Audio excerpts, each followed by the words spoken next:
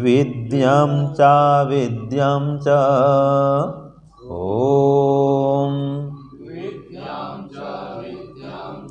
ॐ विद्यां च विद्यां च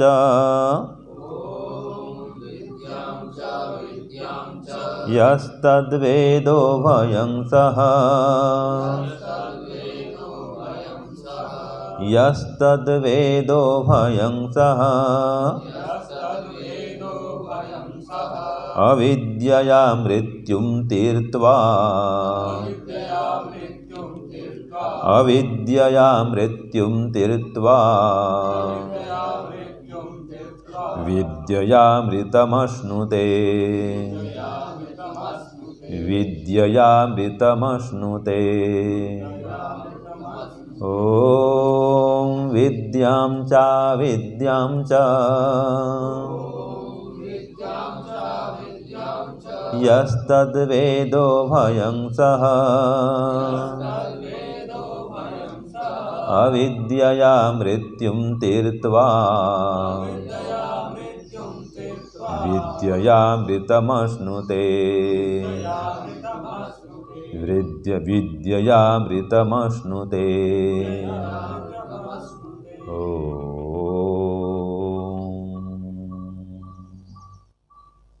सबको सादर नमस्ते जी। तो हमारा ईशावास्य उपनिषद का पाठ चल रहा था, जिसमें हम 10वें श्लोक तक पढ़े थे। आज इसका 11वां क्रमांक आया है, श्लोक संख्या 11। इसके पहले हमने पढ़ा था कि विद्या के और अविद्या के अलग अलग ही लाभ होते हैं, ठीक है ना। तो विद्या को ही प्राप्त करें और अविद्या को प्राप्त करें। तो यहाँ पर अविद्या माने भौतिक ज्ञान विज्ञान, इसको अविद्या कहा है। तो इस भौतिक ज्ञान विज्ञान अविद्या के अलग लाभ हैं, और विद्या माने आध्यात्मिक ज्ञान विज्ञान, आत्मा परमात्मा का ज्ञान है ना, तत्व ज्ञान, इसके अलग लाभ हैं। तो क्या लाभ है आज इस मंत्र में बता रहा है कि विद्याम च और अविद्याम च यस्तद वेदो भयं सः। इस विद्या को और अविद्या को जो व्यक्ति दोनों को ही साथ साथ में जानता है, अर्थात दोनों को जान करके दोनों से लाभ उठाता है। दोनों को जानना मतलब दोनों का प्रयोग करना, ठीक है। और प्रयोग करने से क्या लाभ होता है? जो किसी पदार्थ के प्रयोग की विधि को जान लेता है, उसका प्रयोग आरंभ करता है, तो क्या लाभ होता है? यही बता रहा है कि विद्या को जान करके और अविद्या को भी जान करके जब आप उसका प्रयोग करेंगे, उसको जीवन में उतारेंगे, ठीक है, तो क्या लाभ होता है? तो कहा अविद्या मृत्युम तीर्त्वा। अविद्या से, अविद्या माने क्या पढ़े थे बताओ? भौतिक ज्ञान विज्ञान से, आधुनिक साइंस से। तो इससे क्या होगा? मृत्युम तीर्त्वा, मृत्यु को लाने वाले जो प्रवाह है उससे तर जाएंगे, मृत्यु को दूर धकेल देंगे। और मृत्यु का अर्थ हो तो दुख भी होता है, तो दुख के प्रभाव से भी बच जाएंगे। कोई तकलीफ है तो जो आधुनिक साइंस है इसका उपयोग करके हम बच जाते हैं उस दुख से, है कि नहीं है? तो अनेक दुखों से हमको ये भौतिक ज्ञान विज्ञान बचाता है, अनेक रोगों से बचाता है, ठीक है जी, अनेक समस्याओं से बचाता है। तो ये है भौतिक ज्ञान विज्ञान से हम अनेक प्रकार के दुखों से बच जाते हैं, मृत्यु को भी एक सीमा तक पीछे धकेल देते हैं। और फिर विद्या अमृतम अश्नुते, विद्या के द्वारा माने तत्व ज्ञान के द्वारा, आध्यात्म ज्ञान के द्वारा हम अमृत तत्व को, मोक्ष को प्राप्त कर लेते हैं। ये विद्या और अविद्या दोनों से लाभ है। तो देखो, एक अर्थ अविद्या का होता है जड़ पदार्थ जो है, ये भी स्वामी दयानंद अर्थ करते हैं। अविद्या माने जहाँ पर ज्ञान नहीं है, सेंसलेस पदार्थ, ठीक है ना जी। तो ऐसे जो जड़ वस्तुएं हैं उनकी सहायता से हम मृत्यु के दुख से तर जाते हैं या मृत्यु को पीछे ढकेल देते हैं, कई दुखों से, कष्टों से, रोगों से बच जाते हैं।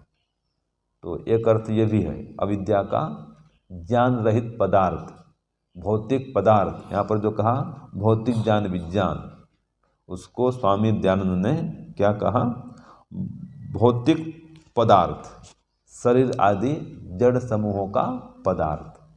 तो शरीर भी आ गया, मन भी, इंद्रियां भी। तो इन सब के द्वारा जो पुरुषार्थ करेंगे तो अनेक दुखों से बच जाएंगे। ये भी एक अर्थ है अविद्या का, वेद के अनुसार, यजुर्वेद 40वें अध्याय के अनुसार। और विद्या माने दर्शन विद्या, हम जो पढ़ा रहे हैं, तत्वज्ञान की विद्या, योग विद्या, ब्रह्म विद्या, जिससे कि हम मोक्ष प्राप्त करते हैं। तो भौतिक ज्ञान विज्ञान अथवा भौतिक पदार्थों का सहयोग, ठीक है, शरीर, मन, इंद्रियां, इन सब का उपयोग, और भी जितने सांसारिक पदार्थ हैं, भोजन है, वस्त्र है, कार है, मोबाइल है, और भी जितने पदार्थ आप देख रहे हैं, कूलर है, पंखा है, गाड़ी है, वाहन है, ये कापी, कलम, पुस्तक, पात्र, वस्त्र, ये सब आ गए। ये सब भौतिक पदार्थ हैं। बहुत ठंड लगती है तो कंबल है, रजाई है, और गर्मी लगने पर पंखा, कूलर, एसी। तो इन पदार्थों से हम दुखों से बच जाते हैं। ये है भौतिक पदार्थों से लाभ लेना, ये भौतिक पदार्थों का ये लाभ है। ऐसे भौतिक ज्ञान विज्ञान, तो भौतिक ज्ञान विज्ञान और भौतिक पदार्थ, तो इनसे हम दुखों से बच जाते हैं, इनके प्रयोग से। हाँ, समस्त दुखों से नहीं बच सकते, उसके लिए कहा विद्या मृतम अमृतम अश्नुते। उसके लिए विद्या प्राप्त करो, फिर ये आध्यात्मिक ज्ञान विज्ञान प्राप्त करो। भौतिक ज्ञान विज्ञान से, केवल भौतिक पदार्थों से सभी दुखों से छूट नहीं सकते, अनेक दुखों से बच जाएंगे। ठीक है, ठंड लगी, कंबल ओढ़ो, रजाई ओढ़ो, ठंड से बच जाएंगे। गर्मी लगी, पंखा चलाओ, एसी लगाओ, कूलर चलाओ, गर्मी से बच जाएंगे। ठीक है, तो एक एक पदार्थ से, उससे संबंधित एक एक दुख से बच जाएंगे। 50 भौतिक पदार्थों से, 50 भौतिक पदार्थों से 50 दुखों से बच सकते हैं, लेकिन समस्त दुखों से तो नहीं बच सकते। जो समस्त दुखों से बचना हो तो ये कहा विद्या अमृतम अश्नुते, विद्या के द्वारा अमृत तत्व को प्राप्त करो, मोक्ष को प्राप्त करो। तो विद्या माने तत्व ज्ञान, ब्रह्म विद्या का ज्ञान, आध्यात्म ज्ञान, दर्शन का ज्ञान, उपनिषद का ज्ञान, जहाँ पर रहस्य है आत्मा परमात्मा का, ऐसा ज्ञान विज्ञान। तो इसकी सहायता से व्यक्ति मोक्ष आनंद को प्राप्त करता है। ठीक है, तो विद्या माने शुद्ध ज्ञान, तत्व ज्ञान, यथार्थ ज्ञान, विवेक ख्याति वाला ज्ञान। तो ये दोनों का लाभ है। और जो अविद्या का एक अर्थ होता है मिथ्या ज्ञान भी। ठीक है, अविद्या माने क्या होता है, मिथ्या ज्ञान भी होता है योग दर्शन में। तो यहाँ उसकी चर्चा नहीं है। यहाँ पर तो है अविद्या माने भौतिक ज्ञान विज्ञान, जिससे हम दुख से बचते हैं, और विद्या माने तत्व ज्ञान, अध्यात्म ज्ञान, जिससे अमृत तत्व को, मोक्ष को प्राप्त करते हैं। तो इस प्रकार से हम दोनों को समझें। कहीं कहीं पर ऐसा भी अर्थ होता है, अविद्या माने कर्म और उपासना, और विद्या माने तत्व ज्ञान, ज्ञान, कर्म, उपासना, इन तीनों से मोक्ष मिलता है। तो अविद्या का अर्थ वहाँ पर कर दिया कर्म और उपासना, और विद्या माने कर दिया तत्व ज्ञान, शुद्ध ज्ञान। ठीक है, तो इस प्रकार से शुद्ध ज्ञान, शुद्ध कर्म और शुद्ध उपासना से हम सभी दुखों से बच सकते हैं, मोक्ष को प्राप्त कर सकते हैं। ये विद्या और अविद्या का लाभ है। तो देखो, जब तक आप विद्या और अविद्या को नहीं समझेंगे, दोनों से लाभ नहीं लेंगे, तब तक समस्त दुखों से छूट नहीं पाएंगे। आज समस्या क्या है? अधिकांश जन समूह, सारा जन प्रवाह किस ओर लगा है? केवल अविद्या को प्राप्त करने में, अविद्या को बढ़ाने में, भौतिक ज्ञान विज्ञान प्राप्त करने में, भौतिक ज्ञान विज्ञान को बढ़ाने में, नए नए आविष्कार करने में, है कि नहीं? और फिर भौतिक पदार्थों के संग्रह में। तो भाई, इससे अनेक दुखों से तो बच सकते हैं, लेकिन बिना तत्व ज्ञान के, बिना आध्यात्मिक ज्ञान विज्ञान के समस्त दुखों से नहीं बच सकते हैं। इसलिए दोनों को जानो, दोनों से लाभ लो।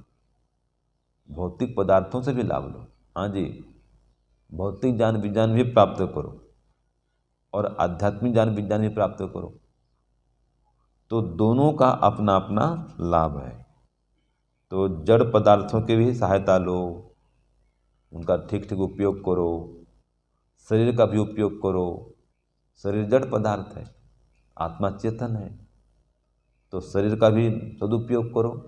रोज आसन करो, व्यायाम करो, शरीर से लाभ उठाओ, भ्रमण करो,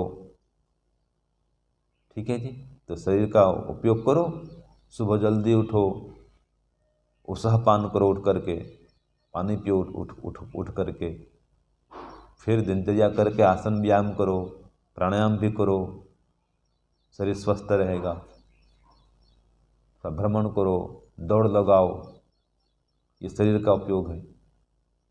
फिर मन को शांत करने के लिए, स्थिर करने के लिए प्राणायाम करो, और फिर आत्मा को स्थिर करने के लिए ध्यान करो। आत्मा को परमात्मा में स्थिर करने के लिए ध्यान करो, तो हर प्रकार से विकास को प्राप्त होंगे। तो आसन, व्यायाम, प्राणायाम, ध्यान ये करो। और जितने भौतिक पदार्थ हैं, अग्नि, जल, वायु, आकाश है ना, पृथ्वी, ये सब भी भौतिक पदार्थ हैं। इनकी शुद्धि के लिए हवन भी करो,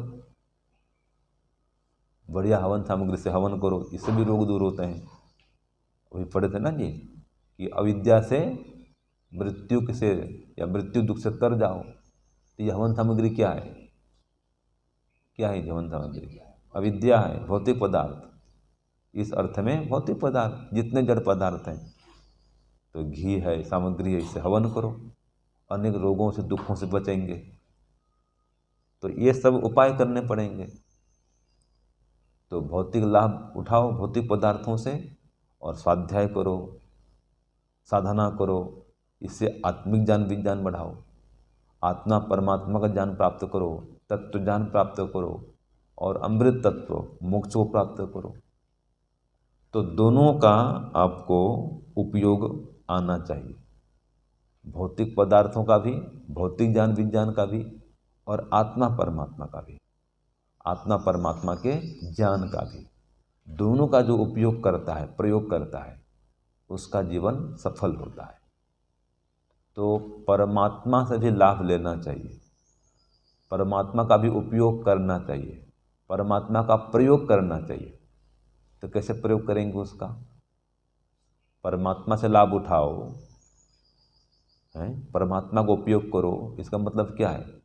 उसकी आज्ञा का पालन करो, उसके स्वरूप को जानो, उसका ध्यान करो, तो उससे लाभ मिलेगा,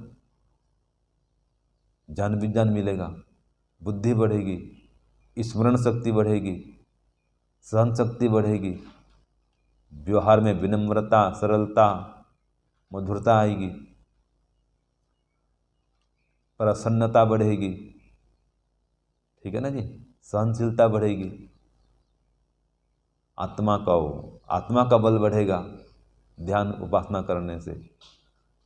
तो इस प्रकार से भौतिक ज्ञान विज्ञान भी बढ़ाओ और आध्यात्मिक ज्ञान विज्ञान भी बढ़ाओ। भौतिक ज्ञान विज्ञान से क्या होगा? सांसारिक दुख से बच पाएंगे, और आध्यात्मिक ज्ञान विज्ञान से समस्त दुखों से बच पाएंगे, मोक्ष प्राप्त कर पाएंगे। केवल भौतिक ज्ञान विज्ञान से, केवल भौतिक पदार्थों से मोक्ष मिलने वाला नहीं है। और पहले भी हम पढ़े थे, केवल भौतिक पदार्थों से बेड़ा पार नहीं होगा, और जो केवल आध्यात्मिक पदार्थ में लगा रहेगा, आध्यात्मिक कार्य में लगा रहेगा, वो भी अधूरा है। दोनों दुख को प्राप्त करेंगे। इसके पहले आया था ना, कौन सा मंत्र था वो, अंधन्तः प्रविशन्ति ये विद्याम उपासते ततो भूय इव ते तमो य विद्या यांगरता। जो केवल अविद्या में रहता है तो वो भी दुख को प्राप्त करेंगे, और जो केवल विद्या में रहते हैं वे भी दुख को प्राप्त करेंगे। इसलिए समन्वय चाहिए, ठीक है, कोऑर्डिनेशन, समन्वय। जहाँ समन्वय नहीं है वहाँ दुख है। तो ज्ञान, कर्म और उपासना, इन तीनों का समन्वय चाहिए। कोई ऐसा कहे कि भाई मैं दिन भर और जीवन भर मौन ही मौन करूँगा, वो भी ठीक नहीं है। रोग भी पड़ सकता है, ठीक है। खाली मौन करता रहे, आसन नहीं, प्राणायाम नहीं, हवन नहीं, कोई व्यायाम नहीं, भ्रमण नहीं, तो रोगी पड़ जाएगा, है कि नहीं है। और खाली खाओ पियो, शरीर बनाओ, ये भी अच्छा नहीं है। कोई ध्यान नहीं, जप नहीं, उपासना नहीं, खाली शरीर को बढ़ा रहा है, ये भी गलत है। इसलिए समन्वय चाहिए। आसन, व्यायाम, प्राणायाम भी चाहिए, कुछ सेवा कार्य भी चाहिए, परोपकार भी चाहिए, है कि नहीं। और ध्यान उपासना भी चाहिए।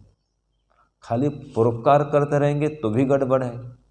दिन भर खाली परोपकार करता है कोई व्यक्ति, न स्वाध्याय करता है, न साधना करता है, न सुबह शाम जप ध्यान करता है, न कोई और सत्संग करता है, न कोई स्वाध्याय करता है।